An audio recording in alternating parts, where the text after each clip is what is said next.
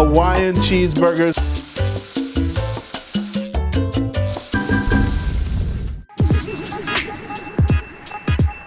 Hey everybody, and welcome back to the Big Mukbang Theory. I'm KT, and today we got a special surprise for you. It's all about the single people. This is for the bachelors and bachelorettes out there who want to find something that's fast and tasty so that you can whip it up for either yourself or for you and a date. So what is it? We've got broiled beef tips over rice with sauteed spinach.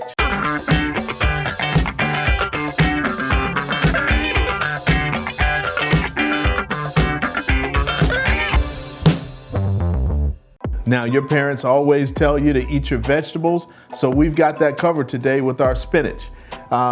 It's just sauteed, it's simple, and everything on the plate tonight, as you can see, paya, paya, paya. Simple, easy. We gotta reel that back a little bit. Sirloin tips that you can purchase at your local grocery store. I have about a pound of them. Obviously, I'm not gonna eat a whole pound of them, well, at least not today. We have rice. It is boil in the bag rice because we want it, as we said, for something for all our bachelors who may not have a whole lot of skills in the kitchen, but want to look impressive on that date. This is how you do it. Boil in the bag rice, very simple. All you gotta do is pop those in the microwave, baby. Simple seasonings. I love Tony Chachere's. It's the favorite seasoning that I like to use. So we got a little bit of that on there. And then there's spinach. We've just got fresh spinach, and that's all you need to do this. So the first thing you do is you marinate your beef tips for about a couple of hours to a half a day. I actually did these overnight, which is also really good. I have different marinades that I use, but this time I used one from our local Harris Teeter grocery store. It's a smoky flavor. Wanted to just give that a try, and I think it's gonna taste delicious. So after those have been marinated overnight, then it's time to cook, because after that, it's gonna be time to eat. So you take your marinated steak tips and you place them in a cast iron skillet. I love to use the cast iron skillet because I know I can cook on top of the stove with it, and I can throw it in the oven for finishing, and I don't have to worry about burning off any like rubber parts that may be on some of your other skillets. Sometimes you have a plastic or a rubber handle. Well, I don't ever have to worry about that when I use the cast iron skillet. And I like the heat distribution in the cast iron skillet as well. So once you put those in your cast iron skillet, you just toss it in the broiler on high, and it takes about 10 to 12 minutes for them to cook through. So that they're about a medium, maybe a medium well. So they're still juicy and still have, all the flavor in them. You don't want to overcook them. And while that's going on, you can boil your boil in a bag rice. Now they also have some 90-second rice that you can just pop into the microwave, but I tend to like the boiled rice. It's kind of a midway between your on the stove rice, your traditional rice that you would cook on the stove, and the 90-second rice. It's somewhere in the middle. So I feel like I'm not getting as much of the preservatives in the 90-second rice as I would. So I think it's just a little bit better for me because I have sodium issues. And then the last thing is the spinach. Sauteing spinach, it's very, very simple. If you screw that up, sauteing spinach is easier than boiling water. You just drizzle a little olive oil in there in the pan. And one thing about anytime you saute something, a lot of people like to put the oil in the pan and then heat the pan up. Wrong. You want to try to keep as much of the flavor and rich nutrient properties in the olive oil as possible. So you wait until the last possible second to put it into that pan. So let the pan heat up, drop a few drops of water to see if it's if it's heated up, and it'll, pow-yow, pow-yow. immediately toss in your spinach and then just toss it a little bit in that olive oil until the spinach just starts to cook down a little bit. And you don't let it go all the way so it doesn't get too limp on you, but you want to make sure that you get it nice and heat it so that that spinach shrinks down. And then you have what we have here, a delicious, quick meal. So if you want to impress your date and you want them to think, okay, hey, they got a little bit of skills in the kitchen, it's a really, really wonderful treat. But before we get started, had a little bit of hate mail from someone out there. I'm not going to say your name, but if you want to come on the show and voice your opinion, send me your video and I'll put it on the show and we can have a chat about that. But they weren't very happy about my comments addressing what happened on the Jeopardy show. One of the topics covered in a Major League Baseball course at Arizona State is this player who broke the color barrier in 1947. Shaukat. Who is Babe Ruth? Nope. Nathaniel. Who is Jackie Robinson? Yes. I feel that that's a very important issue and people should know certain things. Everybody should know. Even when you're a young person, you should know who won World War II, right? We did. You should know who won the Civil War. You should know certain facts about history, right? You should know who Julius Caesar was. You should know who Cleopatra was. There are certain things about history and the history of this world that people should just generally know. And one of those things is, who is Jackie Robinson? If you don't know, Google him. All right? We gotta be smarter about what we do. As Americans, we need to be smarter. We need to know the history of all of the people in this country, not just the few that are plastered on certain buildings. But by the way, Jackie Robinson is plastered on a lot of buildings and a lot of jerseys and a lot of history books. But that being said, let's dig in. Don't really want to get into politics. This is about eating and about good eating. And I want to taste these beef tips because I think that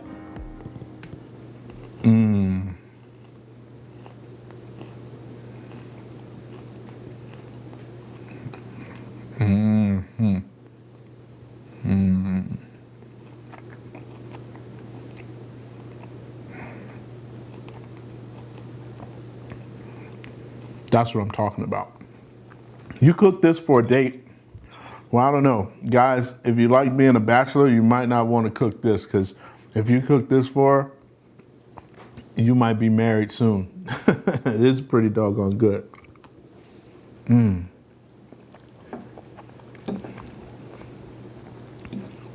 then you can also impress your date, letting them know that you eat your vegetables. You're a healthy kind of person.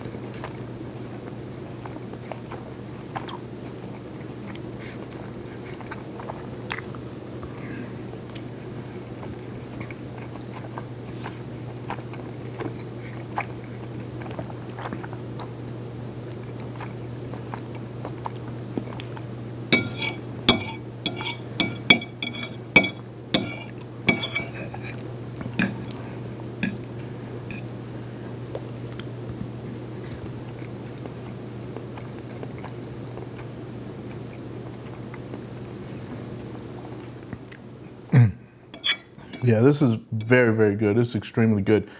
Now, as you know, we're still under the COVID-19 lockdown. But I heard something that concerns me today. Well, actually, not just today, but in the last couple of days, is Florida beaches are being opened up.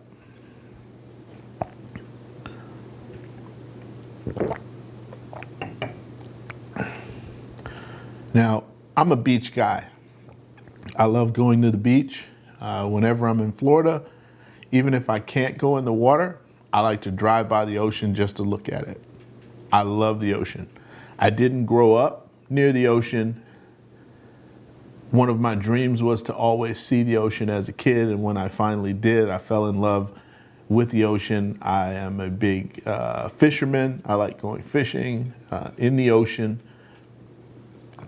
everything about it.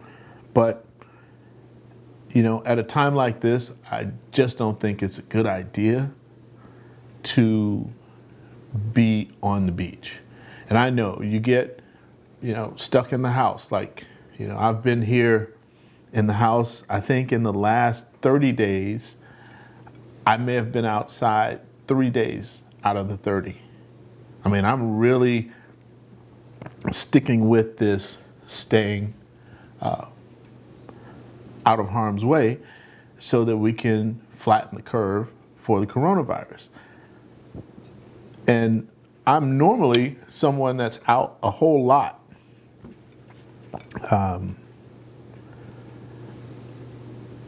Typically about, maybe 80% of my day is spent outdoors working. And to have that go away has been tough because you just want to be outside. You want to smell that fresh air. You want to look up and see that sky. But you know what? I have to just be satisfied with seeing a mini version of it right now. Walking out on the porch, looking up at the sky. Maybe walk around the block. You know, once I see that, you know, the traffic has died down. Our neighbors are pretty good at, you know, about, you know, alternating how, you know, who's out and you know, taking turns to be out there so we're not all crowded out there. But I think the beach is the wrong thing to open simply because when you're on the beach, you start having fun. And when you're in the water, you absolutely can't control a lot of things, like where you actually are on the beach. You know, if you get caught in an undertow or just the current in general, if you're swimming or surfing, it's going to drag you down the beach. Now you got to walk back through a lot of traffic, and so are other people. Then you tend to cross over people while you're in the water. So I just think that the beaches are not a good idea right now. Hopefully people will just not go to the beach, even though it is open. And so that the only people who will be out there are the handful of folks that just don't get it. And that'll still help keep us all safe. Because one of the numbers that I just learned recently was about how infection rates happen. It happens by threes. So if one person gets infected, the number that they assume will get infected from that one person is 3 additional people. So if you've got 10 people out of 1,000 on the beach that get affected, well, now that's 30 people. Now, each of those 30 people, they will assume infect 3 people each. So now the numbers are growing, and that's why the numbers grow so exponentially with this virus, and why so many tens of thousands have it, how many millions of people now have it around the world. So we definitely want to be safe. So I know we love the beach, but for all my beach goers out there, just hold off a little bit. We will get back to the beach because I'll be right out there with you, but I only want to do it when it's safe. We don't want to be having a coronavirus mukbang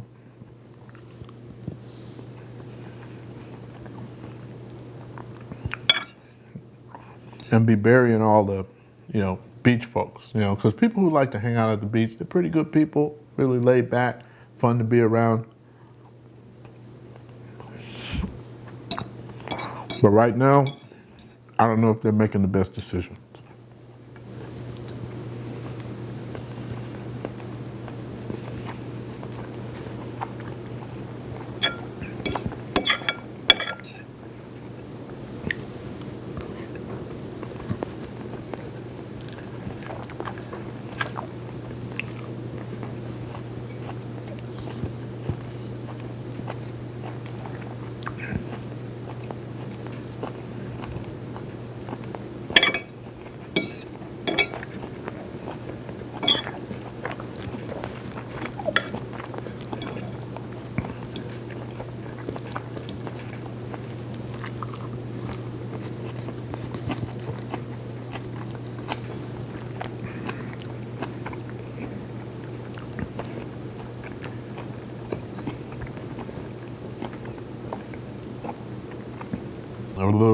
Big mukbang theory. The big mukbang theory. If you want to be an Instagram model like me, you got to make sure that you include some of these healthy options so you look good on the camera.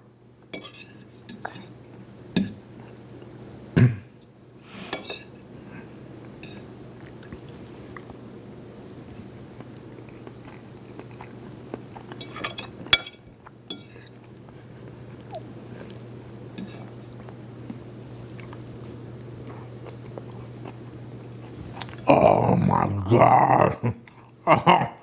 Oh, yeah. This is good.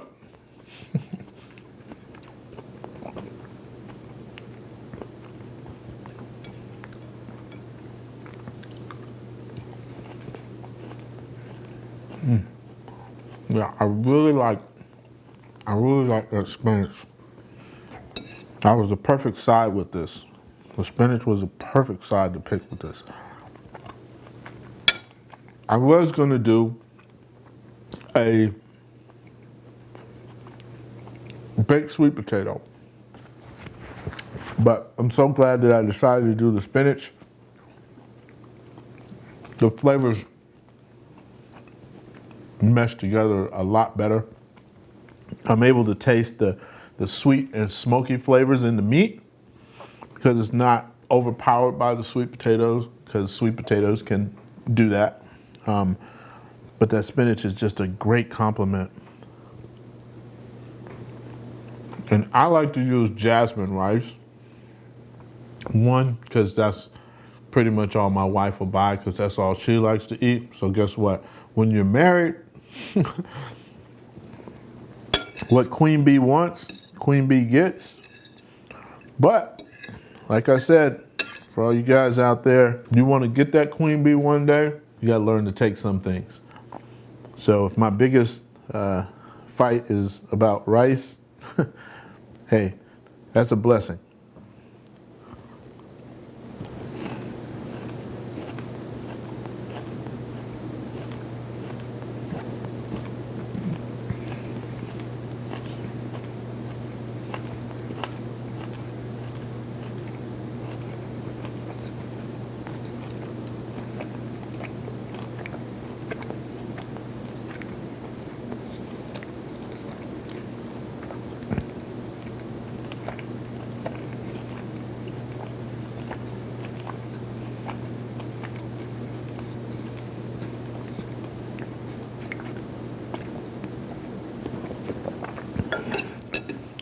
Oh yeah, and a side note, for everybody who wants to know, I got a couple of notes asking whether I was okay, and a couple of notes asking if I was actually really choking last week. Yeah, we can go to the instant replay. I was definitely choking.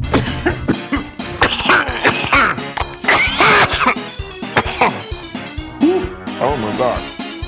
Okay.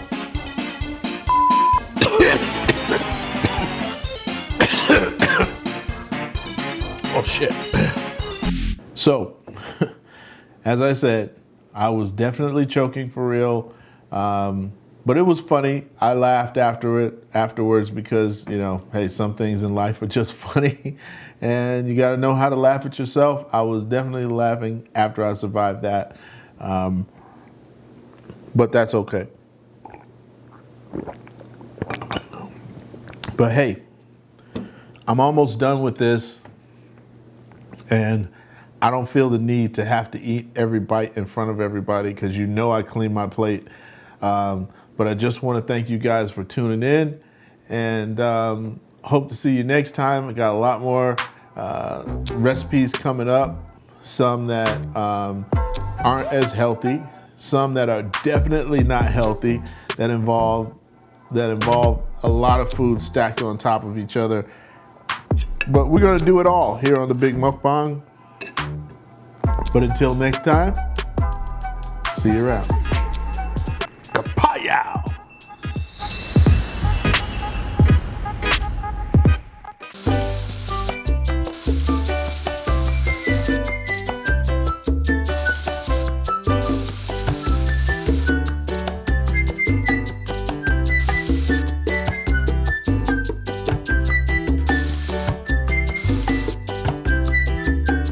Hawaiian cheeseburgers.